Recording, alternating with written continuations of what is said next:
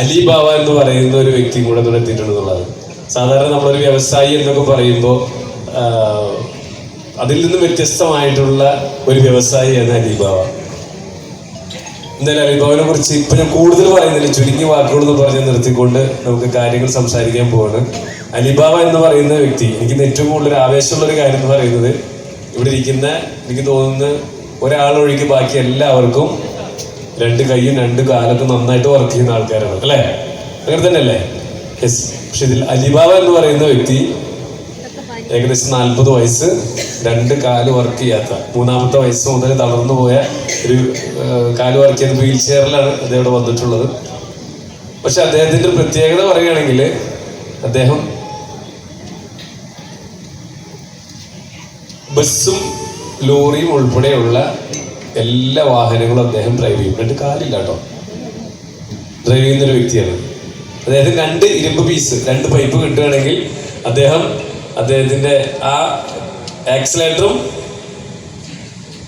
ബ്രേക്കും കയ്യിൽ തന്നെ കൺട്രോൾ ചെയ്യും. ഒരു കൈ കൊണ്ട് സ്റ്റിയറിങ്ങും ഒരു കൈ കൊണ്ട് രണ്ടും കൺട്രോൾ ചെയ്യുന്ന. അത് മാത്രമല്ല, അദ്ദേഹത്തിന് വളരെ ഉയർന്ന വിദ്യാഭ്യാസ യോഗ്യതയുള്ള വ്യക്തിയും കൂടിയാണ്. അദ്ദേഹം ഈ 2 കാലില്ലാതെ അദ്ദേഹം എടുത്തിട്ടുള്ള ഡിഗ്രികളും ഡോക്ടറേറ്റുകളും കേട്ട് കഴിഞ്ഞാൽ നമ്മളൊക്കെ ഞെട്ടും. എന്നാലും വിചാരിക്കണ്ട, ഞാൻ കുറച്ച് നേരം നിങ്ങളോട് എനിക്കറിയാവുന്ന കുറച്ച് കാര്യങ്ങൾ ഷെയർ ചെയ്യുന്നത് മാത്രമേ ഉള്ളൂ കേട്ടോ. ഇതൊരു ക്ലാസ് ആയിട്ടോ വലിയൊരു സീരിയസ് ആയിട്ടുള്ള പ്രോഗ്രാം ആയിട്ടൊന്നും കാണാൻ കേട്ടോ. നമുക്കൊന്ന് ചിരിച്ചുകൊണ്ടും വർത്താനം പറഞ്ഞുകൊണ്ടൊക്കെ ഒരു അരമണിക്കൂർ നിങ്ങളോട് സംസാരിക്കാം, അത്രേ ഉള്ളൂ. ഓക്കെ, അപ്പൊ ഇത് വലിയൊരു ഗൗരവമായിട്ടൊന്നും കാണണ്ട. ഓക്കെ, ചിരിച്ചോണ്ടിരുന്നോ, കുഴപ്പമൊന്നുമില്ല. നമുക്ക് ഞാൻ ചിരിക്കാം, നിങ്ങൾ ചിരിക്കാം, കുഴപ്പമില്ല. ചിരിച്ചോ? ആ ഓക്കെ. ചിരിച്ചോണ്ടിരുന്നാലേ നമുക്ക് കുറച്ചും കൂടെ പറയുന്ന ആളെ കേൾക്കാനുള്ള ഒരു മനസ്ഥിതി കൂടും. അല്ലെങ്കിൽ ഇവൻ എന്താ പറയാൻ പോണെന്നുള്ളൊരു ഒരു മാനസികാവസ്ഥയായിരിക്കും. അതൊക്കെ മാറ്റി വെച്ചോളൂ, നമുക്ക് കുറച്ച് നേരമല്ലേ ഉള്ളൂ, കുഴപ്പമില്ല. ഓക്കെ അല്ലേ സാർ? ഓക്കെ സാറല്ലേ റിട്ടയർഡ് റെയിൽവേ DSP എന്ന് പറഞ്ഞു അല്ല? Railway officer. ഓക്കെ, എന്തുകൊണ്ട് മറ്റേ കമ്മീഷണർ അവിടെ ഉണ്ടല്ലോ അല്ലേ? ഓക്കെ. അപ്പൊ അതൊക്കെ നമുക്ക് പോട്ടെ, അതൊക്കെ പുറത്തും. നമുക്കിവിടെ നമുക്കൊന്ന് എല്ലാവർക്കും ഒരേപോലെ ഇരിക്കാൻ പോകും. അപ്പൊ അലിബാബ ആരാന്ന് പറഞ്ഞ വളരെ ഉയർന്ന വിദ്യാഭ്യാസ യോഗ്യതയുള്ള, സ്കൂളിന്റെ പടി പോലും കണ്ടിട്ടില്ലാത്ത ഒരാളാണ്.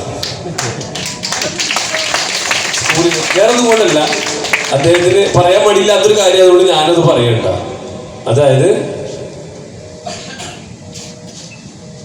കാലിന് സുഖമില്ലാത്ത കുട്ടികളെ സ്കൂളിൽ കൊണ്ടുപോകണം എന്നുണ്ടെങ്കിൽ ഇത്തിരി ബുദ്ധിമുട്ടല്ലേ അല്ലേ? അപ്പോൾ അന്ന് വാഹന സൗകര്യം ഇല്ല എന്ന് വെച്ചാൽ മിനിമം ഒരു വാഹന സൗകര്യം പോലും ഇല്ലാത്തത് കൊണ്ട്, അത്രയും സാമ്പത്തിക ശേഷി മോശമായതുകൊണ്ട് സ്കൂളിൽ പോകാൻ പറ്റാതിരുന്ന ഒരാളും കൂടിയാണ്. അത് മാത്രമല്ല, എല്ലാവരും അദ്ദേഹത്തോട് പറഞ്ഞു, നാട്ടുകാരും ബന്ധുക്കളും എല്ലാവരും പറഞ്ഞു, അദ്ദേഹത്തിന് വലിയ ലൈഫൊന്നും ഉണ്ടാവുന്നില്ല, ഇങ്ങനത്തെ ആളല്ലേ, കുറച്ചാളൊക്കെ ഉണ്ടാവുള്ളൂ, വിട്ടേക്ക് എന്ന് ആരും ഇമ്പോർട്ടൻസ് കൊടുക്കാതിരുന്ന ആള്. പക്ഷേ ഇന്ന് അദ്ദേഹം ഇവിടെ എത്തിയിട്ടുള്ളത്, അദ്ദേഹത്തിന്റെ തന്നെ ഒരു വീക്ക്നെസ് ഉണ്ട് അദ്ദേഹത്തിന്. പറഞ്ഞോട്ടെ അലിബാബയുടെ വീക്ക്നെസ് പറഞ്ഞോട്ടെ. അലിബാബയുടെ വീക്ക്നെസ് എന്താണെന്ന് അറിയോ? പറയട്ടെ. നമ്പർ 1 എന്ന് പറയുന്ന വണ്ടി എവിടെ കണ്ടാലും അപ്പോൾ അത് ഓടിച്ചിട്ട് വാങ്ങുകയാണ്. വണ്ടി നമ്പർ 1 ഇല്ല, 1 എന്ന് പറയുന്ന നമ്പർ വാഹനം, അത് ഏത് വണ്ടി ആയിക്കോട്ടെ, അതാണ് പിന്നാലെ പോയിട്ട് കച്ചവടമാക്കിയിട്ട് വാങ്ങും. ഇന്നലെ അദ്ദേഹം ഇങ്ങോട്ട് വരാനിരുന്നിരുന്ന റോൾസ് റോയ്സ് വണ്ടിയിലായിരുന്നു ഇന്ന് വരാനിരുന്നത്. അദ്ദേഹത്തിന് അത് പറയാൻ വിട്ടുപോയി. ഇദ്ദേഹത്തിന്റെ ആസ്തി 500 കോടിക്ക് മുകളിലാണ്. അദ്ദേഹം പറയാൻ വിട്ടുപോയി. നല്ല ചെയ്യാറുണ്ട്. ഈ 40 വയസ്സുകാരനായിട്ടുള്ള 2 കാല് വർക്ക് ചെയ്യാത്ത അലിബാബയുടെ ഇന്നത്തെ ആസ്തി എന്ന് പറയുന്ന 500 കോടി രൂപയ്ക്ക് മുകളിലാണ്. ഇന്ന് അദ്ദേഹത്തിന് എല്ലാ കാറുകളുടെ വലിയൊരു കളക്ഷൻ തന്നെയുള്ള ഒരു വ്യക്തിയാണ്. അത് ഇന്ന് അദ്ദേഹം വരാനിരുന്ന വണ്ടി അതായിരുന്നെങ്കിലും, ഇന്നലെ അദ്ദേഹം യാത്രാപഥ്യത്തിൽ വഴിയിൽ എവിടെ വെച്ചൊരു വണ്ടി കണ്ടു, നമ്പർ 1 ഒരു പോർഷെ കാൻ വണ്ടി കണ്ടു. പുറകെ പോയി ആ വണ്ടി കച്ചവടമാക്കി, ആ വണ്ടി സ്വന്തമായിട്ട് ഓടിച്ചിട്ടാണ് ഇവിടെ വന്നിട്ടുള്ളത്. അദ്ദേഹത്തിന് നല്ലൊരു കയ്യിലുണ്ട്.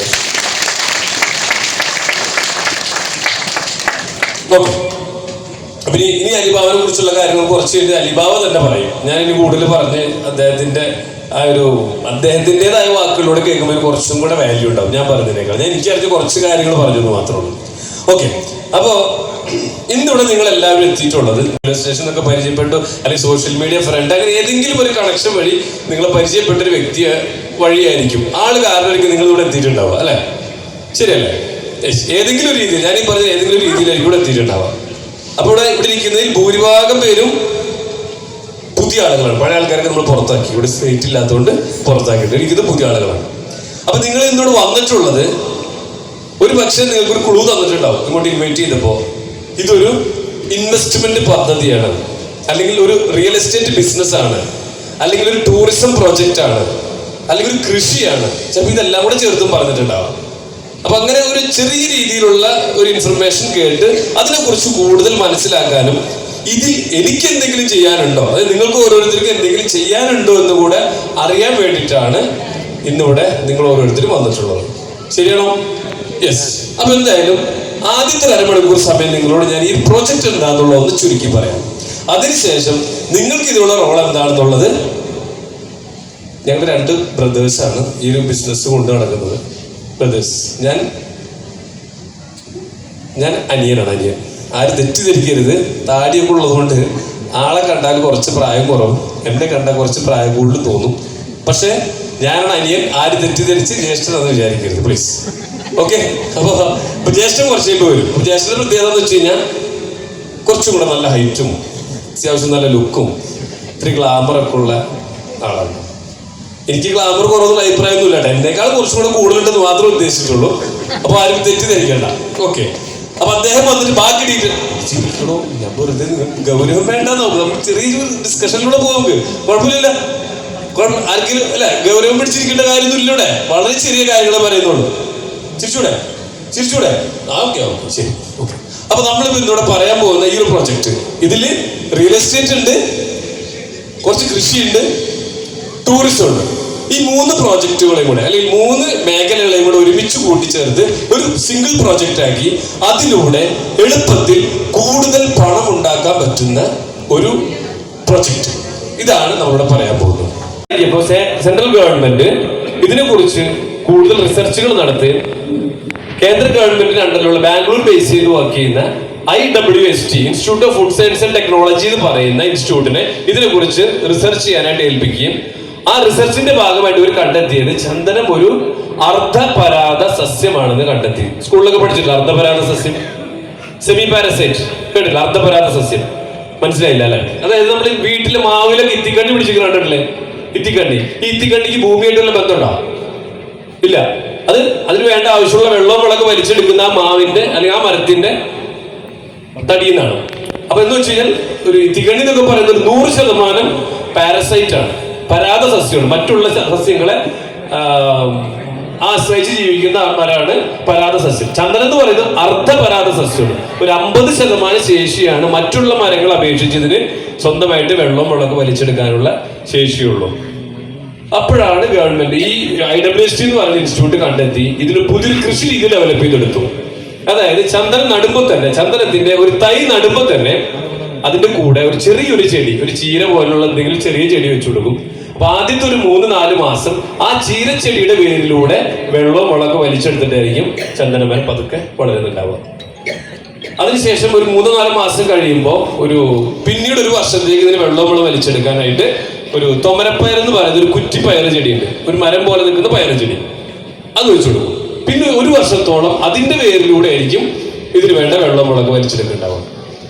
അപ്പൊ ഏകദേശം ഒരു വർഷം കഴിയുമ്പോഴേക്കും ഇതിന്റെ ഹൈറ്റ് ഒരു 7-8 അടി ഹൈറ്റ് വരുന്നുണ്ടാവും, ഒരു 15-20 സെന്റിമീറ്ററോളം വണ്ണം വരുന്നുണ്ടാവും. ഇനി അവിടെ നമസ്കാരം. ഇന്ന് ആദ്യമായിട്ട് വന്ന ഒരു ചെറിയൊരു ഏകദേശം ഒരു ഔട്ട്ലൈൻ കിട്ടിയിട്ടുണ്ട് അല്ലേ? എന്താ കിട്ടിയേ? എന്തൊരു പുതിയൊരു കൃഷിയാണ്.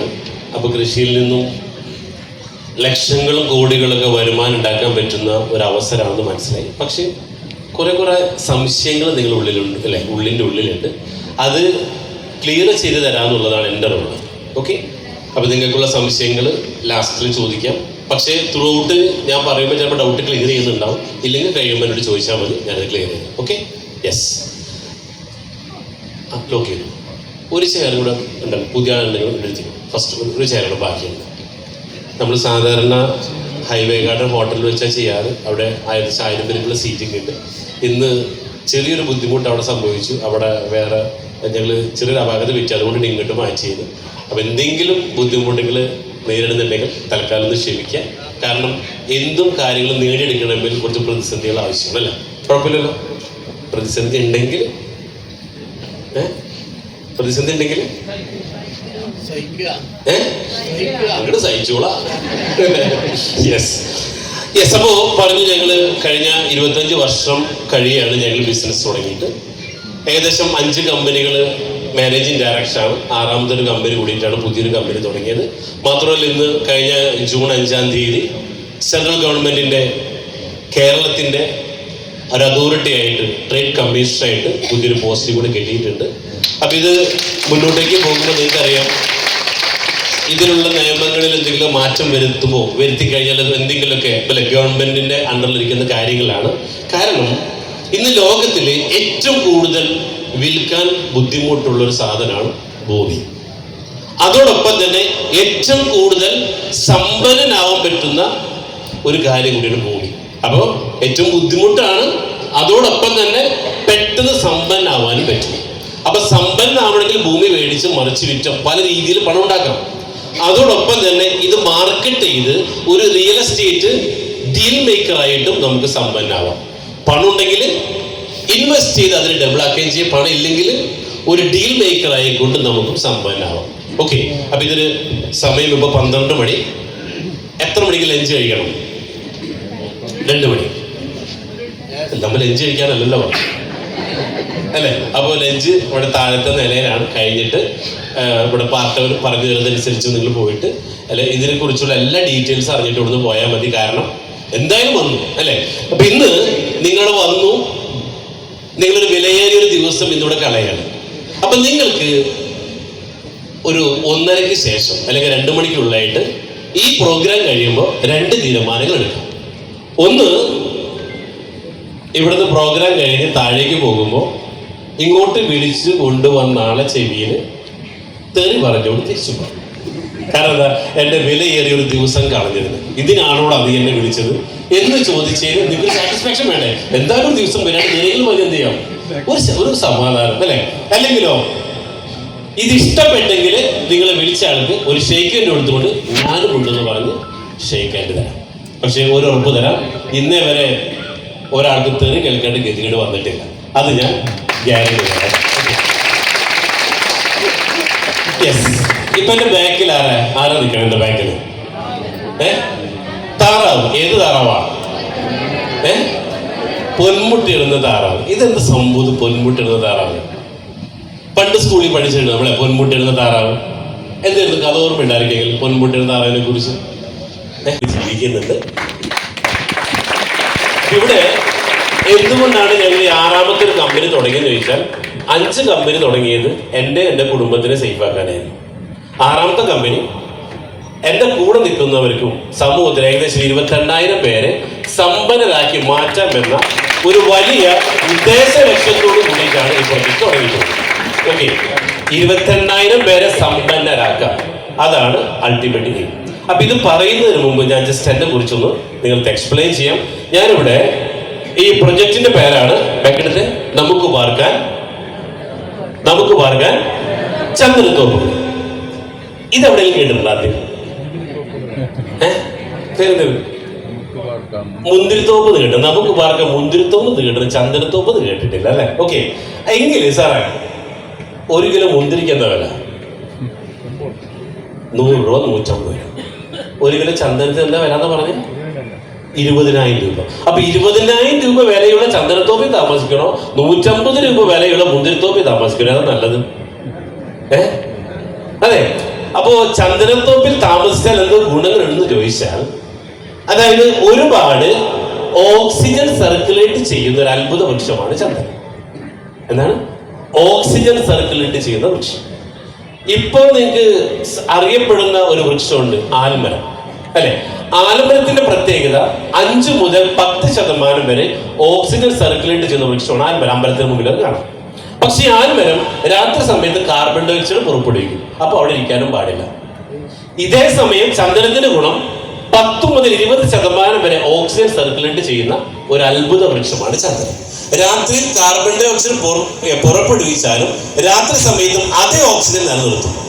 അത് നമ്മുടെ പ്രൊജക്ട് എന്ന് വെച്ച് കഴിഞ്ഞാൽ 1460 ചന്ദന മരങ്ങൾക്കിടയിൽ 90 കോട്ടേജുകളുള്ള നമുക്ക് പാർക്കാൻ ചന്ദനത്തോപ്പുകൾ എന്ന് പറയുന്ന ആശയം ലോകത്തിന് ആദ്യമായിട്ട് കൊണ്ടുവന്നൊരു കമ്പനിയാണ് ജസ്റ്റ് പേ റിയൽ എസ്റ്റേറ്റ്. ഓക്കെ, അപ്പൊ ഇവിടെ ഞങ്ങളിവിടെ ആക്സിലറേറ്റിംഗ് കൾട്ടിവേഷൻ വിത്ത് ടെക്നോളജി, അതായത് കൃഷിയെയും, ഇത് നിങ്ങൾ വിചാരിക്കും ആദ്യത്തെ ആരും കേൾക്കാത്തൊരു പ്രോജക്റ്റ് ആണെന്ന് വിചാരിക്കും. പക്ഷേ ഞങ്ങൾ ഒന്നും ചെയ്തിട്ടില്ല. കാരണം ഇവിടെ ഭൂമി വർഷങ്ങളായിട്ട് ഇവിടെ ഉണ്ട്, ലാൻഡ് അല്ലേ, അഗ്രികൾച്ചർ വർഷങ്ങളായിട്ട് ഇവിടെ ഉണ്ട്. അപ്പോൾ ലാൻഡ് ഉണ്ട് ഇവിടെ, അഗ്രികൾച്ചർ ഉണ്ട്, ടൂറിസം അതും ഇവിടെ ഉണ്ട്. പക്ഷേ ഞങ്ങൾ ചെയ്ത ആകൊരു ചേഞ്ച് കൃഷിയെയും ലാൻഡിനെയും ടൂറിസത്തിനെയും ഒന്ന് ക്ലബ് ചെയ്തുകൊണ്ട് ആക്സിലറേറ്റിംഗ് കൾട്ടിവേഷൻ വിത്ത് ടെക്നോളജി സഹായത്തോടു കൂടി തന്നെ ലാൻഡിനെയും അതോടൊപ്പം തന്നെ കൃഷിയെയും ടൂറിസത്തെയും ഒരു വലിയ മാറ്റത്തിലേക്ക് കമ്പനി കൊണ്ടുവരാണ്. ഓക്കെ, അപ്പോൾ ഇവിടെ നെക്സ്റ്റ് ഇവിടെ ഇത് പറ്റി പറയുമ്പോൾ ഞങ്ങൾ 1999 കൊടുങ്ങല്ലൂർ ആസ്ഥാനമാക്കിക്കൊണ്ടാണ് ആദ്യം ഞങ്ങളുടെ കമ്പനി തുടങ്ങുന്നത്. കമ്പനിയുടെ പേര് സിൽവർ സ്പൂൺ റെസ്റ്റോറൻറ്റ് എന്നായിരുന്നു പേര്. കേരളത്തിൽ 14ഓളം ചെയിൻ റെസ്റ്റോറൻറ്റുകൾ കണ്ണൂർ മുതൽ എറണാകുളം വരെ പല ജില്ലകളായിട്ട് ഞങ്ങൾ തുടങ്ങി. അതിനുശേഷം 2003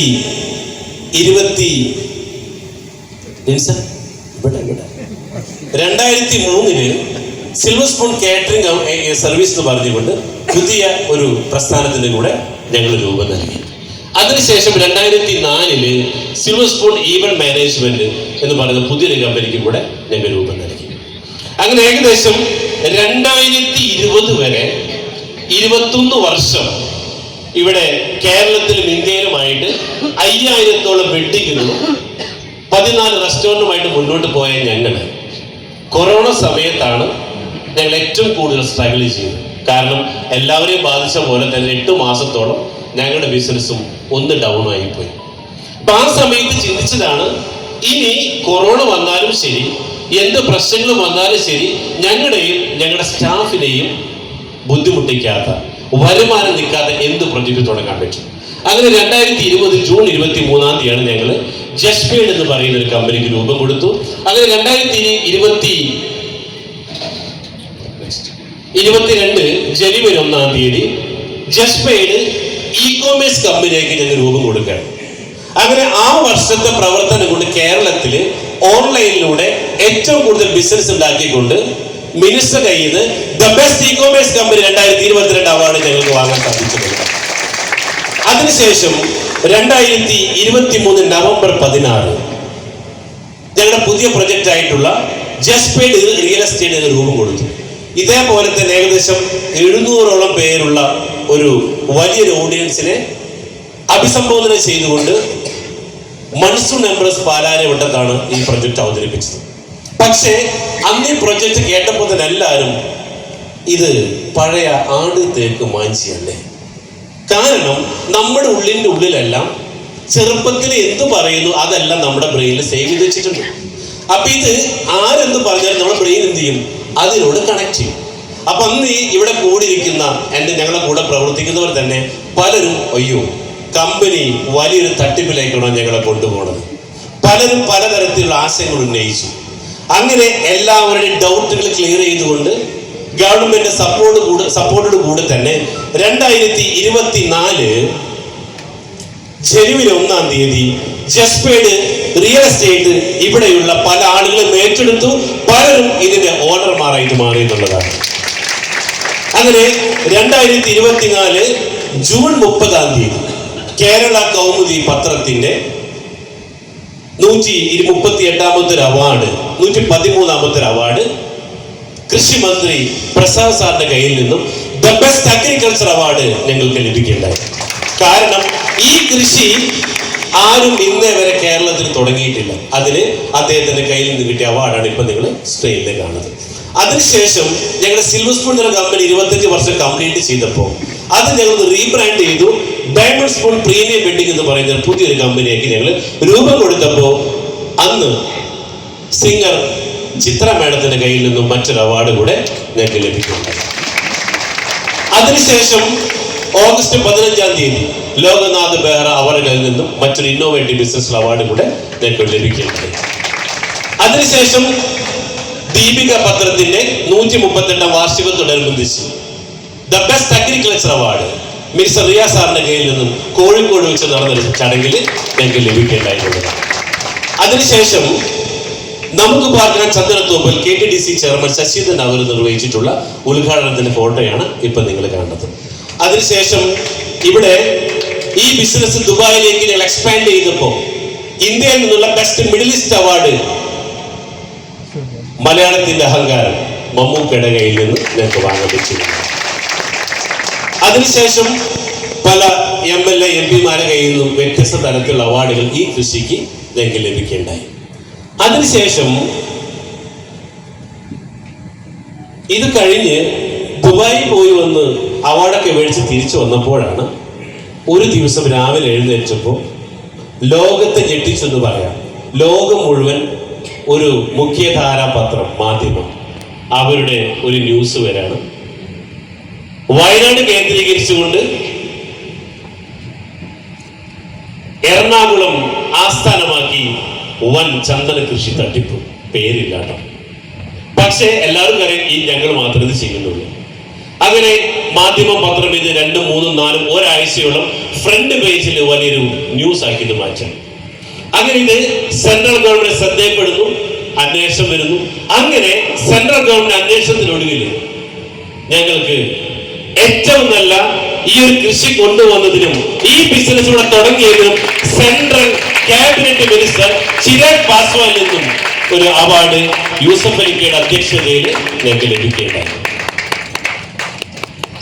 അതിനുശേഷം the best real estate company award 2025 അമ്മ സംഘടന മോഹൻലാലിന്റെ കയ്യിൽ നിന്നും ഞങ്ങൾക്ക് വാങ്ങാൻ വെച്ചിട്ടുള്ളതാണ്. ഇത് അതേ മാധ്യമ പത്രം തന്നെ അവര് ഇതിനെ കുറിച്ച് പഠിച്ചു. അതിനെ കഴിഞ്ഞ 2-ാം തീയതി കോഴിക്കോട് ബീച്ചിൽ വെച്ച് നടന്ന 15,000 പേര് പങ്കെടുത്ത പ്രോഗ്രാമില് the best tourism innovative excellence award അതുകൂടെ ഞങ്ങൾ ലഭിച്ചിട്ടുള്ളത്. ഇവിടം വരെ എത്തി നിൽക്കുകയാണ് ഞങ്ങളുടെ ഈ സമയമുള്ള ഗ്രൂപ്പ്. ഇനി ഞങ്ങൾ അടുത്ത അവാർഡിന് വേണ്ടി സെലക്ട് ചെയ്തിരിക്കുന്നത് മിനിസ്റ്റർ ഗണേഷ് കുമാർ അടുത്ത അവാർഡിന് വേണ്ടി പോയിട്ടുണ്ട്. അതോടൊപ്പം മിനിസ്റ്റർ രാജേഷ് അടുത്ത അവാർഡിന് പോയിട്ടുണ്ട്. മിനിസ്റ്റർ കേളു അടുത്ത അവാർഡിന് പോയിട്ടുണ്ട്. അതൊന്ന് മാതൃഭൂമി പത്രം. കാരണം ഇത് പലരും ചെയ്യുമ്പോൾ അവരും ആദരിച്ചില്ലെങ്കിൽ എങ്ങനെയെന്ന് വിചാരിച്ച് പലരും ഇന്നും പോരുമ്പോഴാണ് ഗണേഷ് കുമാറിന്റെ ഓഫീസിൽ നിന്ന് കോൾ വന്നത്, ഡീറ്റെയിൽസ് അയച്ചു കൊടുക്കാൻ പറഞ്ഞിട്ട്. അപ്പൊ ഞാൻ പറഞ്ഞു വന്നത്, ഇവിടെ എന്ത് പുതിയത് വന്നാലും ആദ്യ ആളുകൾ എന്ത് ചെയ്യും? അയ്യേ എന്ന് ആദ്യം പറയും.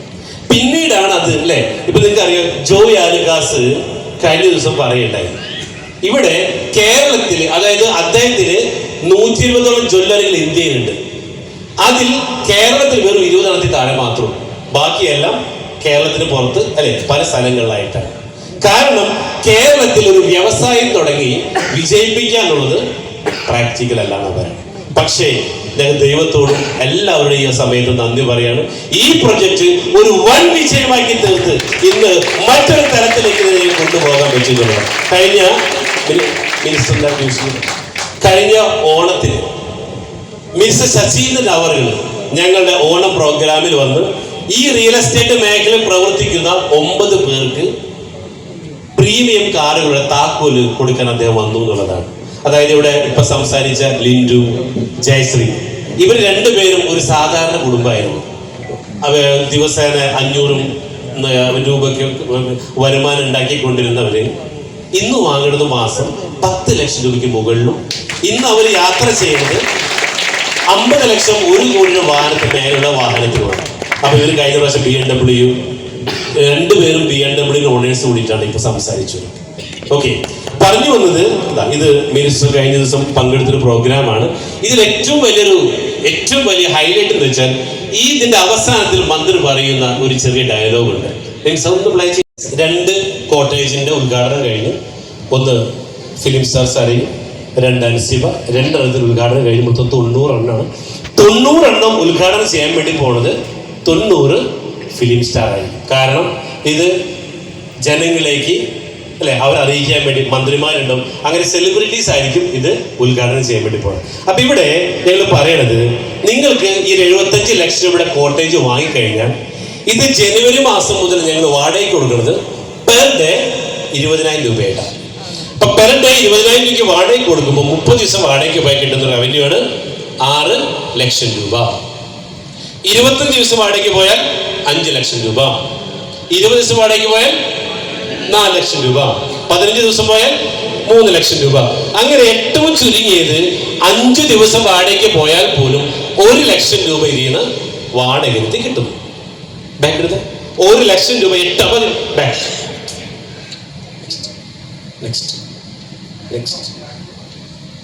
യെസ്. അപ്പൊ 1 ലക്ഷം രൂപ വാടക കിട്ടിയാൽ ഏറ്റവും 5 ദിവസം പോലും വാടകയ്ക്ക് പോയാൽ 15 കൊല്ലം. ഓക്കെ, മാസം 1 ലക്ഷം രൂപ. ഒരു വർഷം എത്രയും 12 ലക്ഷം. അപ്പോ 15 കൊല്ലം കൂടി നമുക്ക് കിട്ടുന്ന വാടകയാണ് 1,80,00,000 രൂപ. എത്ര ദിവസം പോയാലാ? 5 ദിവസം. വെറും 5 ദിവസം.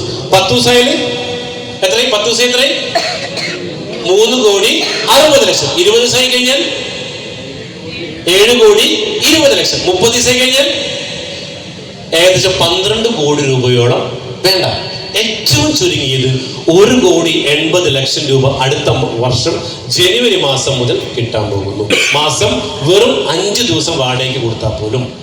അതിനു പുറമെ 10 കൊല്ലം കഴിഞ്ഞു, 15 കൊല്ലത്തിനുള്ളിൽ 16 ചന്ദന മരങ്ങൾ. അങ്ങനെ ഇതിൽ കിട്ടുന്ന ടോട്ടൽ റവന്യൂ കൂട്ടിക്കഴിഞ്ഞാൽ 5,75,20,000 രൂപ അവിടെ നമ്മൾക്ക് ഏറ്റവും ചുരുങ്ങിയത് ഇതിലൂടെ സമ്പാദിക്കാൻ പറ്റും. പക്ഷേ ഇത് വാങ്ങണമെങ്കിൽ കയ്യിൽ എന്ത് വേണം? എത്ര വേണം?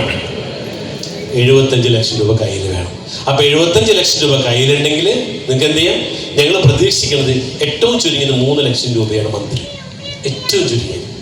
ഓക്കെ, ആ 3 ലക്ഷം രൂപ മാസ വരുമാനം കിട്ടണമെങ്കിൽ എന്ത് വേണം?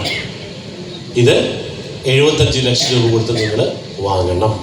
ഇനി വാങ്ങാൻ പണമില്ലാത്തവർക്ക് കമ്പനി ചെയ്തിരിക്കുന്നത്, ഇത് 1 ലക്ഷമോ അതിന്റെ ഗുണിതങ്ങളോ കൊടുത്ത് നിങ്ങൾക്ക് ഇതിൽ പാർട്ട്ണർ ആവാം. 75 ലക്ഷം രൂപ കൊടുത്താൽ ഓണർ ആവാം, 1 ലക്ഷം കൊടുത്താൽ പാർട്ട്ണർ ആവാം. പക്ഷേ പാർട്ട്ണർ ആയാലും ഓണർ ആയാലും എഫക്ട് സെയിമാണ്. കാരണം ഒരാൾ ഒന്നിച്ചു വാങ്ങിയാൽ അയാളുടെ പേരിൽ 5 സെന്റ് ഭൂമി രജിസ്റ്റർ ചെയ്തു കൊടുക്കും. 75 പേരാണെങ്കിലോ 75 പേരുടെ പേരിലും ആധാരം രജിസ്റ്റർ ചെയ്ത് കൊടുത്തു. അപ്പൊ എന്തായി? മുടക്കിയ പൈസ സേഫ്. പിന്നെ എല്ലാ മാസവും എക്സാമ്പിൾ 6 ലക്ഷം വാടക കിട്ടി, ഡിവൈഡഡ് ബൈ 75 അല്ലെ, എത്ര കിട്ടി? 8,000 രൂപ. നിങ്ങൾ 1 ലക്ഷം ഇൻവെസ്റ്റ് ചെയ്തുള്ളൂ, 30 ദിവസം വാടകയ്ക്ക് ഒരാൾ കിട്ടുന്ന തുക 8,000 rupees. അപ്പൊ ഒരു കൊല്ലം എത്രയായി? പറഞ്ഞ 96 ലക്ഷം നാം ഇൻവെസ്റ്റ് ചെയ്ത തുക പോന്നു കഴിഞ്ഞു. Same time 25 ദിവസമായാൽ 6,665. ഓക്കെ, ഏറ്റവും ചുരുങ്ങിയത് 5 ദിവസം ആയാൽ പോലും 1,333 രൂപ. ഏറ്റവും ചുരുങ്ങിയത് 1 ലക്ഷം. 2 ലക്ഷം ആണെങ്കിൽ 2,666. 3 ലക്ഷം ആണെങ്കിൽ 5,300 അല്ലേ? അപ്പൊ ഇതില് ഏതെങ്കിലുമൊക്കെ ആയിട്ട് നമുക്ക് റവന്യൂ കിട്ടാവുന്ന രീതിയിലാണ് കമ്പനി ഇത് പ്ലാൻ ചെയ്തിട്ടുള്ളത്. അപ്പോ ചോദ്യം നമ്പർ 1, ഓപ്ഷൻ നിങ്ങൾക്ക് എന്ത് ചെയ്യാം? നിങ്ങളുടെ കയ്യിൽ 75 ലക്ഷം രൂപ ഉണ്ടെങ്കിൽ എന്ത് ചെയ്യാം? ഇത് നിങ്ങൾക്ക് സ്വന്തമാക്കി ഇതിലൂടെ 3 കാര്യങ്ങൾ നമുക്ക് കിട്ടും. 1, നമുക്ക് ഹെൽത്ത് കിട്ടുന്നു. കാരണം എന്താ? ഇടയ്ക്കിടയ്ക്ക് അവിടെ പോയി താമസിക്കാം. ചന്ദന മരങ്ങളുടെ താമസിക്കുമ്പോൾ കിട്ടുന്ന ആ ഒരു ഓക്സിജൻ അല്ലെ, ആ ഒരു പോസിറ്റീവ് എനർജിയോട് കൂടി അസുഖങ്ങളില്ലാതെ ജീവിക്കാൻ പറ്റുന്ന സാഹചര്യത്തിലേക്ക് നമുക്ക് എത്താൻ പറ്റും. 2, വെൽത്ത് അല്ലെ, നമുക്കൊരു സമ്പാദ്യം കിട്ടുന്ന അല്ലെ, ഒരു സമ്പത്തായിട്ട് ഇതിനെ മാറ്റാൻ പറ്റും. 3, ലെഗസി. What is legacy? പാരമ്പര്യമായിട്ട് മക്കൾക്ക് ഒരു വരുമാനം നമ്മളെ കൊണ്ട് കൈമാറ്റല്ലേ. എന്തുകൊണ്ട് മഹാത്മാഗാന്ധി ഓർമ്മിക്കും? നമ്മൾ സ്വാതന്ത്ര്യം നേടിത്തന്നു. നിങ്ങളെ മക്കൾ നിങ്ങൾ ഓർമ്മിക്കണം എന്ത് വേണം? എന്തെങ്കിലും ഒന്ന് അല്ലേ. നിങ്ങൾ ഇവിടുത്തെ ഗുഡ് ബൈ പറയുമ്പോൾ അവർക്ക് ജീവിക്കാനായിട്ട് എന്തെങ്കിലും നിങ്ങൾ കരുതാൻ പറ്റിയാലോ അതിനുള്ള ഏറ്റവും വലിയ സൊല്യൂഷനാണ് നമുക്ക് പാർക്കാൻ ചന്ദനത്തോളം. അപ്പൊ ഓപ്ഷൻ 1 എന്ത് ചെയ്യാം? നിങ്ങൾക്ക് 75 ലക്ഷം രൂപ 1 ടൈം അല്ലെ നിങ്ങളെ പേരിൽ സ്വന്തമാക്കാം. ഓപ്ഷൻ നമ്പർ 2, 1 ലക്ഷം, 2 ലക്ഷം, 4 ലക്ഷം, 10 ലക്ഷം, വാട്ടെവർ നിങ്ങൾക്ക് എത്രയാണ് ഉള്ളത് അതിൽ റിയൽ എസ്റ്റേറ്റ് സിൻഡിക്കേറ്റ് എന്ന് പറയുന്ന രീതിയിൽ ഒരു വലിയ കൂട്ടമായിട്ട് നമുക്ക് ഇത് രജിസ്റ്റർ ചെയ്ത് പഠിക്കാം. ഓക്കെ, ഏറ്റവും ചുരുങ്ങിയത് എത്രയാണ്? 1 ലക്ഷം രൂപ. ഓപ്ഷൻ നമ്പർ 3, 5 സെന്റ് ലാൻഡും 20 മരങ്ങളും കൂടെ, എനിക്ക് പാർട്ണർഷിപ്പ് ഒന്നും വേണ്ട, എനിക്ക് 5 സെന്റ് ഭൂമി മതി. എങ്ങനെ എന്ത് ചെയ്യാം? 15 ലക്ഷം രൂപ കൊടുത്ത് ഈ 5 സെന്റ് ലാൻഡ് നിങ്ങൾക്ക് മേടിക്കാം. ഓക്കെ, ഇത് റെഡി ക്യാഷിൽ എന്ത് ചെയ്യാം? 15,000 രൂപ മന്ത്ലി EMI അടച്ചിട്ടും ഈ പ്രോപ്പർട്ടി നിങ്ങൾക്ക് സ്വന്തമാക്കാം. ഓക്കെ, ഇനി അതും പറ്റിയിട്ടില്ലെങ്കിലോ, നിങ്ങളുടെ കയ്യിൽ ഡെയിലി 500 രൂപ മാറ്റി വെക്കാനില്ല, അല്ലെങ്കിൽ നിങ്ങൾക്ക് മാസം 15,000 മാറ്റി വെക്കാനില്ല, എന്ത് ചെയ്യാം? നിങ്ങൾക്ക് ഒരു റിയൽ എസ്റ്റേറ്റ് ഓൺട്രപ്രണർ ആയിക്കൊണ്ട്, അല്ലെ, ഞങ്ങളുടെ കയ്യിൽ മൊത്തം ഞങ്ങളുടെ പ്രൊജക്ട് 28,000. അപ്പൊ 28,000 ലാൻഡുകൾ ഞങ്ങൾ ഇവിടെ ഉണ്ടാക്കുന്നുണ്ട്. നിങ്ങൾക്ക് എന്ത് ചെയ്യാം? അത് വിറ്റിട്ടായാലും പൈസ ഉണ്ടാക്കാം.